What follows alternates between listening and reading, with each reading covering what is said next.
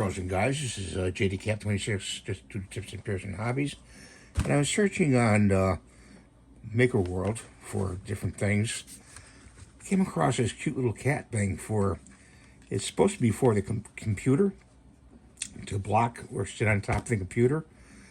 I assume if you had a square top computer, it would sit there very nicely, but they claim it would block the camera.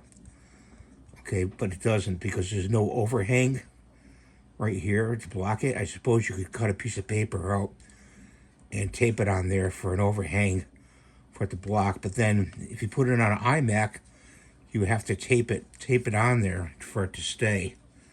So that's how you have to modify this thing. So I'm not even going to bother painting it. I don't know. I just don't have any use for it now.